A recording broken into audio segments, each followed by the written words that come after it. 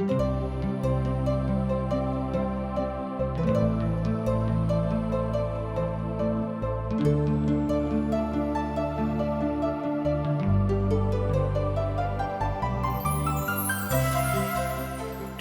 India द्वारा प्रस्तुत आशक इजोत में अहाँ के स्वागत अछि। यह कार्यक्रम हमरा के एकटा अवसर प्रदान करैत छथि कि हम बाइबल सँ जुड़ल चीज के अध्ययन क सकी आ यह जानू कि हमरा जीवन के लेल परमेश्वर के इच्छा की अछि। ई उद्देश्य के संग हम यह कार्यक्रम अहाँ के लेल प्रस्तुत क रहल छी। कृपया क देखू आ सुनू ताकि परमेश्वर अहाँ के जीवन के मार्गदर्शक ठहरे। आशा के इजोत मैथिली कार्यक्रम में हम एक बेर और अहाँ के अभिनंदन प्रभु यीशु मसीह के मीठ आ पवित्र नाम से कह रहल छी। आजुक दिन हमरा सब देख रहल छी फिलिपियो पोथी तकर 3 अध्याय 15 पद से ल क 21 पद धरि। हम जाबे धरि परिपक्वता में जायब ओतबे अपन प्रभु के बड़ नजदीकी में रह क चिन्हब। एहि बात से हुनक की अर्थ छनि? एक बेर आर ध्यान दियौ। हम जतेक परिपक्वता में जायब ओतबे अपन प्रभु के बड़ नजदीकी से रह क चिन्हब। एहि बात से हुनक की अर्थ छनि? एहि बातक अहाँ नारंगी के गाछ से उदाहरण ल क बुझि सकैत छी। हमरा सब जे अनुभव में सिद्ध छी यह विचार राखी। ध्यान दियौ, एहिठाम संत पौलुस फिलिपियो के कलीसिया के विश्वासी से बाजि रहल छथि। हमरा सब जे अनुभव में सिद्ध छी यह विचार राखी। आ जो कोनो बात में अहाँक दोसर विचार होइक तब परमेश्वर तकरो अहाँक विचार होइक तब परमेश्वर तकरो अहाँक ऊपर प्रकट क देता है। ये बातक अहाँ एठाम देख सकैत छी। एठाम सत्यापित क सकैत छी 15 पद में। एक बेर आओ हमरा संगे आर देखियौ। हमरा सब जे अनुभव में सिद्ध छी यह विचार राखी। आ जो कोनो बात में अहाँक दोसर विचार होइक तब परमेश्वर तकरो अहाँक ऊपर प्रकट क देता है। अर्थात एहन कोनो गप नहीं थिक जाय बातक पिता परमेश्वर अहाँक जिंदगी में प्रकट नहीं क सकैत छथि। एक गोटे बाजि रहल छलाह जे हुनका 3टा नारंगी के गाछ फल से लदल छलनि। एहि साल में ओहिमे से किछु फल एखनो हरा अछि। ध्यान दियौ, एक गोटेक लग 3टा नारंगी के गाछ रहनि। ओ 3टा गाछ फल से लदल रहेक, मुदा ओहिमे से किछु फल खूब पाकि गेल रहेक और किछु एखनो धरि हरे रहेक।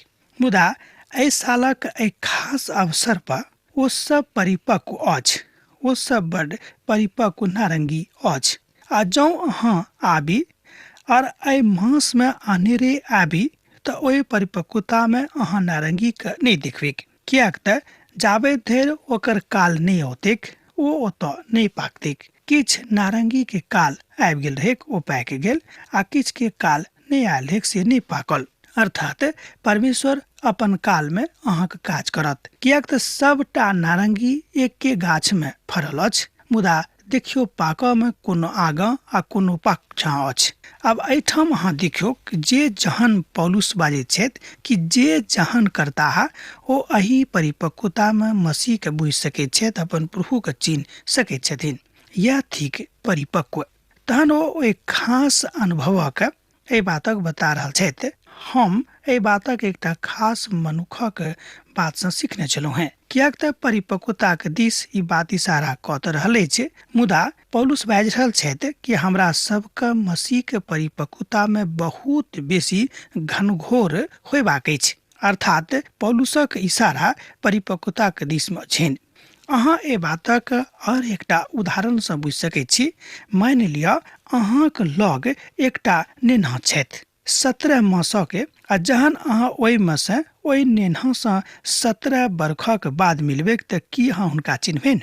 हम बुझे छी कि अहाँ हुनका नहीं चिन्हबे, कियाक त 17 मासक नेना आ 17 बरखक नेना दोनों फरक भ जेतेक। दोनों के दैहिक दशा में बहुत अंतर आबि जेतेक और अहाँ जरूर हुनका नहीं चिन्हबेन। यह बातक अहाँ एहि रीति से देख सकैत छी कि मान लियो आजुक दिन अहाँ 17 मासक नेना छी अपन प्रभु यीशु मसीह में, काल्हि बा परसू बा 2 मासक बाद अहाँके 17 बरखक नेना बनबाक अछि। आ तकरा बाद आगाँ बढ़ि कऽ 30 वर्षक एकटा परिपक्व जवान बनबाक अछि। यह थिक परिपक्वता के बड़ स्पष्ट उदाहरण। एहिठाम संत पौलुस इफिसियोक कलीसियासँ बाजि रहल छथि कि अहाँके परिपक्व होयबाक अछि। एहिठाम संत पौलुस बाजि रहल छथि कि अहाँके ततेक परिपक्व होयबाक अछि जतेक परिपक्वतामे मसीह अहाँके देखऽ चाहैत छथि। अर्थात जतेक परिपक्वतामे प्रभु यीशु मसीह अहाँके देखैके इच्छा राखैत छथिन। अर्थात प्रभु यीशु मसीहके नजरीके जुड़ाबऽ दियौ, कियाक तो चाहैत छथि कि ओ अहाँके देखैत आर स्वयंके आनंदित करैत। कियाक तऽ जहन धियापुता बढ़ैत छथि, जहन धियापुता परिपक्व होइत छथि तऽ माय बाबूके बड़ आनंद भेटैत छनि। यह आनंद प्रभु यीशु मसीहके सेहो भेटतनि जँ हाँ हुनक वचनक आदर करनाइ, जँ हाँ प्रभु यीशु मसीहके चिन्हनाइ मसीहके परिपक्वतामे आबि कऽ बुझबैक। बड़ गंभीर तथ्य अछि। एहि बातक अहाँ बड़ स्पष्टताक साथ एहिठाम सीख रहलहुँ हैं। यह बात हमहूँ सीख रहल छी। तहन मसीह यीशुके दौड़मे अर्थात अपन उद्धारक दौड़मे अर्थात अपन परिपक्वताके दौड़मे अहाँ बढ़ैत जाउँ, कियाक तऽ यीशु मसीह चाहैत छथि कि अहाँ केकरोसँ पाछा नहि रही मुदा आगाँ बढ़ैत जाउ। आ जँ कोनो बातक एहि रीतिसँ बुझल जा सकैत छै तऽ बड्ड नीक हैत। कारण अछि एहिमे मसीहके महिमा ओहि कथाक ओहि बातक बाजैत अछि। प्रभु परमेश्वर एहि बातक अहाँके ऊपर प्रकट कऽ देने छथि आर ओहि गुप्त बातक मसीहके द्वारा अहाँके ऊपर प्रकट कऽ देने छथिन। अहाँके मोनमे आर किछु आबि सकैत अछि आ यह बात प्रभुमे बड्ड महानताके लऽ कऽ अहाँके नजदीकीमे आबैत अछि। तहन एकटा बातक देखियौ कि अहाँ मानि लियौ कि एकटा लोक कहलथि कि अहाँ कतऽ ठाढ़ छी यौ, अहाँ जानै छी एहि जगहके नाम बा एहि जगहके विशेषता बा एहि जगहके कोनो एहन घटना। मान लियौ कोनो अनजान जगह पर अहाँ ठाढ़ छी तऽ अहाँ नहि बाजि सकलहुँ हैं। अहाँ इएह बाजि सकैत छी कि हाँ एकटा ई स्थान थिक, जाहि स्थान पर हम ठाढ़ छी। मुदा जँ केओ ओतऽ किछु दिनसँ छथि तऽ बाजि सकैत अछि ओहि जगहके नाम, ओहि जगहके किछु बातक विषयमे। मुदा जँ केओ खोजी छथि तऽ ओहि जगहके विषयमे खोजि कऽ बता सकैत छथि कि एहि जगहके ऐतिहासिक महत्व की थिक। यह बात हमरा सबके परमेश्वरक वचनक परिपक्वतामे बढ़बाक अछि आ एही तरहक व्यवहार करबाक अछि जाहिसँ लोक ई बुझे कि देखियौ कि मसीहके लोक कतेक नीक छथि। अर्थात ओ प्रभुक नियंत्रणमे सैद घड़ी पावल जाइत छथि। यह बात संत पौलुस बता रहल छथि फिलिपियोक कलीसियाक लोकके, ओतक विश्वासीके। कि नहि अब अहाँ बुझि सकलहुँ हैं। अहाँ तऽ बुझैत छी कि विश्वासी किनका कहल जाइत छनि। जे केओ प्रभु यीशु मसीहके ऊपर विश्वास करैत छथि, हुनका अपन सब किछु मानैत छथि, हुनका अपन उद्धारकर्ताके रूपमे ग्रहण कऽ चुकल छथि, वह मनुष्य सब विश्वासी कहाबैत छथि। ओ कियाक ने स्त्री रहैक बा पुरुष धियापुता कियाक ने रहैक, सबक साथ यह बात छनि अहाँके उद्धारकर्ता प्रभु यीशु मसीह छथि। एहि बातक उदाहरण एहिठाम संत पौलुस बड़ स्पष्टताके साथ दऽ रहल छथिन। तैं ओ कहैत छथिन कि अहाँके परमेश्वरक नियंत्रणमे रहबाक अछि। नियंत्रण बड़ गुणकारी अछि, कियाक तऽ जे केओ हुनक नियंत्रणमे पावल जाइत छथि तहन ओ अपन नियंत्रणके खूब नीकसँ चिन्हैत छथि कि हमर नियंत्रणकर्ता के थिकाह। आ जँ अहाँ एहि बातक नहि जानैत छी बा परमेश्वरक प्राथमिकता अहाँ अपन जिंदगीमे नहि दैत छी, प्रभुके अपन जिंदगीमे अंगीकार नहि करैत छी, तहन अभी अहाँके ऊपर अछि कि अहाँ कोनाके बा कोन तरह प्रभुके लग जा सकलहुँ हैं। हमर विचारमे बा परमेश्वरक पवित्र वचन कहैत अछि कि एहि तरहक लोग मसीहके परिपक्वतामे अर्थात मसीहके वचनक परिपक्वतामे आगाँ नहि जा सकैत छथि। अभी अहाँके ऊपर निर्भर करैत अछि जे अहाँ अपन प्रभुके महिमामे कोना रहैत छी बा कतेक आनंदित रहैत छी बा कतेक आनंदित रहि सकलहुँ हैं। प्रभुके दयालुतामे, प्रभुके अपार शक्तिमे, प्रभुके अपार श्रद्धामे अहाँ एहि सबटा बातक कोना कऽ बाजि सकलहुँ हैं। यह बात आजुक दिन सिखबाक अछि जाहिमे मसीहक आनंद पूर्ण होयबाक विषयमे बाजल गेल अछि। सवाल अछि जे अहाँके इच्छा की अछि। ध्यान दियौ, सवाल अछि जे अहाँके इच्छा की अछि। आ जँ प्रभु यीशु मसीहके नियंत्रण अहाँके ऊपर रहत तऽ अहाँके हृदयमे बड़ आनंद रहत। मसीहके आनंदसँ अहाँके जिंदगी खूब पुलकित होइत रहत और हाँ आनंदित भ क अपन प्रभु के नियंत्रण में आगा बढ़त जाए। फिलिपियो पोथी तकर 3 अध्याय आ तकर 16 पद। तै जत धरि हम पहुँचल छी तकरे अनुसार चली। ए बातक एठाम संत पौलुस बाजि रहल छथि पद 16 में, हमरा संगे देखियौ। तै जत धरि हम पहुँचल छी तकरे अनुसार चली। पौलुस फिलिपियो के विश्वासी के उत्साहित कर रहल छथि जे अहाँ सब दौड़ में भाग लिअ। भाग लेलाक बाद अहाँ जतऽ ठाढ़ छी ओते नहि रहब, अहाँ आगाँ बढ़ैत जायब, कियाक तऽ जे केओ भाग लेने छथि ओ आगाँ बढ़ैत छथि। ओ मसीह सँ इनाम पाबे के लेल विश्वासी बनि कऽ आगाँ जा रहल छथि। कियाक तऽ सर्वोच्च न्यायी के शोर, ध्यान दियौ, कियाक तऽ सर्वोच्च न्यायी के शोर अहाँक लग आबि गेल अछि, अहाँक लग पहुँच गेल अछि, अहाँके हृदय में हृदयंगम भऽ गेल अछि। यह बात अहाँके करबाक अछि, कियाक तऽ यह बात अहाँके ओहि रीति धरि लऽ जाइत अछि,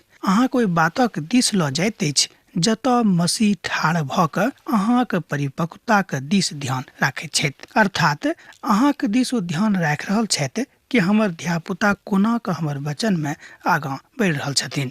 जँ अहाँ 17 पद के देखबै तऽ अहाँ एहि बातक और बेसी सत्यापित कऽ सकलहुँ हैं। एहिठाम संत पौलुस बाजि रहल छथि, हे भाई सब, ध्यान दियौ, हे भाई सब, अहाँ सब मिल कऽ हमरे जकाँ चाल चलू आ हुनका सबके चीन कऽ राखू जे सब एहि रीति पर चलैत छथि, जकर उदाहरण अहाँ हमरा में पाबै छी। एहिठाम संत पौलुस स्वयं के एकटा नीक लोकक रूप में राखि रहल छथि। नीक लोकक अर्थ यह भेलै कि एकटा मसीह के नीक प्रहरी के रूप में अपन उदाहरण लोकक दऽ रहल छथि।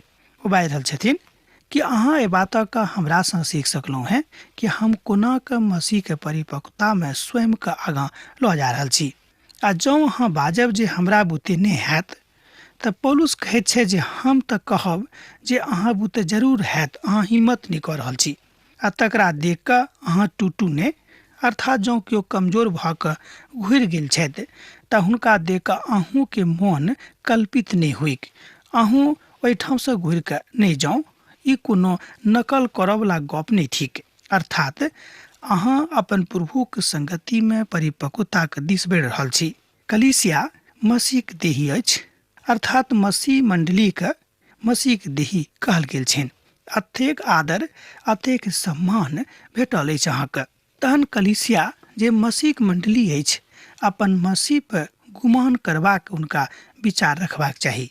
अहाँ अपन प्रभु पर, अपन उद्धारकर्ता के ऊपर गुमान कऽ सकैत छी, कियाक तऽ मंडली के कोनो मुकाम नहि, मुदा ओ तऽ प्रभु के मंदिर अछि। एक बेर आर ध्यान दियौ, कियाक तऽ मंडली कोनो मुकाम नहि, कोनो घर नहि, कोनो बाड़ी नहि, मुदा ओ तऽ प्रभु के मंदिर अछि, जतऽ प्रभु अहाँ में रहैत छथि, जतऽ प्रभु आबि कऽ अहाँ सबके देखैत छथि, जतऽ अहाँ सब मिल कऽ प्रभु के महिमा आ बड़ाई करैत छी, जतऽ बैस कऽ अहाँ भजन आ कीर्तन गाबैत छी, जतऽ बैस कऽ अहाँ अपन भाई बंधुक लेल प्रार्थना करैत छी, जतऽ बैस कऽ अहाँ अपन समाजक लेल, अपन देशक लेल प्रार्थना करैत छी, वह थिक मसीह मंडली, वह थिक कलीसिया।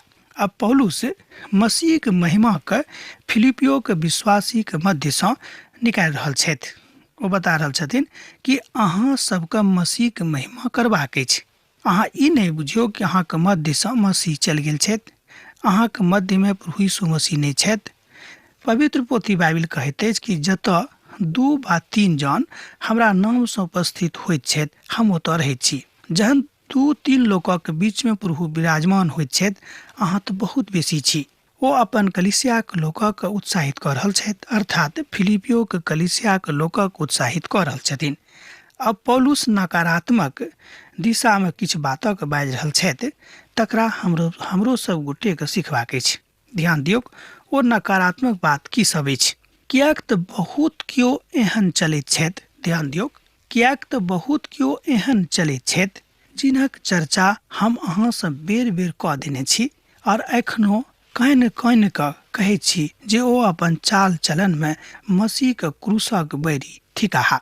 एहिठाम संत पौलुस ओहि सब लोकक विषय में कथा कऽ रहल छथि कि जिनका बेर बेर प्रभु के शिक्षा भेटलाक बादो, बेर बेर देलाक बादो हुनका मन में मसीह के काज नहि भेल छनि, अर्थात ओ ततेक हठी छथि जे ओ प्रभु के बातक मानबाक लेल तैयार नहि भऽ रहल छथि। तहन एहि तरहक लोक सँ सावधान रहबाक अछि आर एहि तरहक लोकक संगति में नहि जेबाक अछि। ई एकटा भेल कटुता वाला बात, मुदा सत्यक बात अछि। कियाक तऽ बहुत बेर बीमारी के दूर करबाक लेल जेना चिकित्सक सब हमरा लोकनि जानै छी शल्य क्रिया करैत छथि, वह बात अहूठाम संत पौलुस अपन विश्वासी के अर्थात मसीह के विश्वासी के मजबूत करबाक लेल ई काज कऽ रहल छथिन। हुनक अंत विनाश छनि।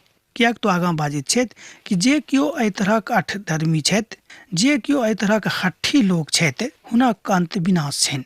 हुनक ईश्वर पेट अछि। ओ अपन लज्जा के कथा पर घमंड करैत छथि और धरती के वस्तु पर मन लगौने रहैत छथि। एहि बातक अहाँ एहिठाम देख सकैत छी फिलिपियो पोथी तेकर 3 अध्याय 18 पद आर 19 पद में। 19 पदक हमरा संगे एक बेर आर देखियो। हुनक अंत विनाश छनि, हुनक ईश्वर पेट छनि। ओ अपन लज्जा के कथा पर घमंड करैत छथि और धरती के वस्तु पर मन लगौने रहैत छथि। बहुत केओ एहन छथिन जे अपना आप के मसीह से बेसी ऊपर बुझैत छथिन।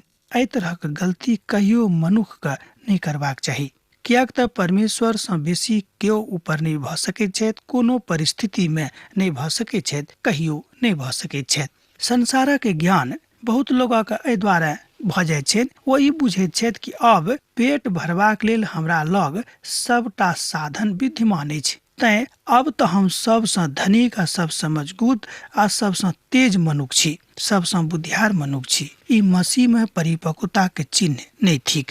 एहि तरहक लोक सँ सावधान रहबाक अछि। एहि तरहक लोकक संगति सँ अलग रहबाक अछि। एहि तरहक भावना आनबा सँ फरक रखबाक अछि अपन मनक। नहीं तऽ मसीह के प्रेम में जे अहाँ अखन धरि जिंदगी बितौलौ हैं से अनेरे कनिके काल में शैतान नष्ट कऽ देत। अर्थात अपन कैल गेल धूर्तता के ऊपर कहियो घमंड नहीं करी। एहि तरहक बात एहिठाम संत पौलुस बाजि रहल छथिन। आ जौं अहाँक मोन में मसीह छथि, आब आगाँ ओ बाजि रहल छथि। अब देखियो एहिठाम सकारात्मक बातक दिस ओ लऽ जा रहल छथिन। मसीह के परिपक्वता में ओ आगाँ जा रहल छथि। ओ बाजि रहल छथिन, आ जौं अहाँक मोन में मसीह छथि तऽ अहाँ अपन विधा के अपन कथा में ओहि बातक कहियो नहीं आनबेक आ नहि एहि बातक लेल अहाँ कहियो पागल होइबेक मसीह अहाँक जिंदगी में छथि वा नहीं।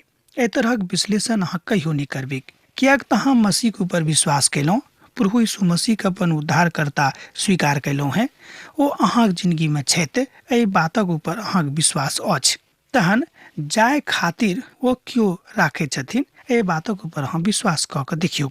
याकूबक पोथी तकर 2 अध्याय 17 पद 18 पद एही तथ्य बिंदु के ऊपर पुष्टि करैत अछि आ खूब नीक चित्रण प्रस्तुत कऽ रहल अछि। वही तरह विश्वास सँ जँ कर्म सहित नहि कयल गेल अछि होइक तऽ ओ हुनक अभाव में एहि बातक बुझल जा सकैत छै। अर्थात ओहि स्वभाव में अहाँक नहि बढ़बाक अछि।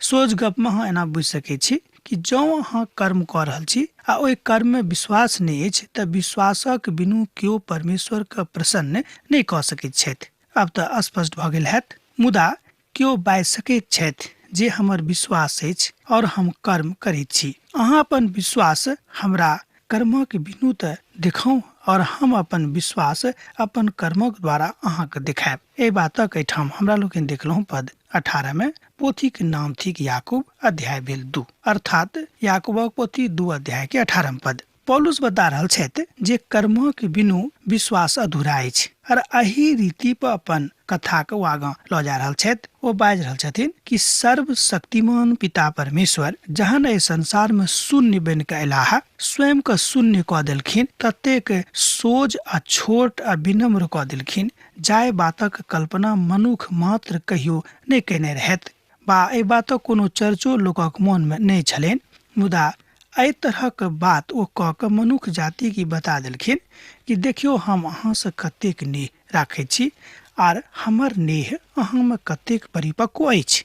तहन मसीह चाहैत छथि, यीशु चाहैत छथि कि एही परिपक्वता में अर्थात मसीह यीशु के परिपक्वता में अहाँके आगाँ जेबाक अछि। प्रभु में बड्ड आकारांत भऽ कऽ नहि, मुदा प्रभु में बड्ड शांति के साथ अहाँ अपन जिंदगी के लऽ जा सकलहुँ हैं। प्रभु के महिमा जब अहाँके जिंदगी में छै, एहि महिमा के अहाँ अपन देशक लेल, अहाँ अपन समाजक लेल, अहाँ अपन धियापुताक लेल प्रयोग कऽ सकैत छी। अब आजुक अध्ययन हमरा एही ठाम समाप्त करबाक आज्ञा दिअ, कियाक तऽ अहाँसँ विदा होय के हमर बेरा भऽ रहल अछि। पाती लिखैत रहब बिसरायब नहि। यीशुक नेह अहाँक जिंदगी में बनल रहेक। आमीन। हमर विश्वास अछि कि ई कार्यक्रम अहाँके लेल लाभदायक सिद्ध अछि। हम चाहै छी कि अहाँ अपन आशीषके हमरा संग साझा करू। जँ अहाँ के नजीक बाइबलसँ आ जीवनसँ संबंधित कोनो प्रकारके प्रश्न भऽ सकै अछि तऽ अपन समस्याके लेल प्रार्थना करबाके लेल जँ चाहै छी तऽ हमरा फोन नंबर पर जरूर संपर्क कऽ सकै छी। परमेश्वर अहाँ सबके लेल एकटा सुंदर, सुखद, आनंदित दिन प्रदान करै।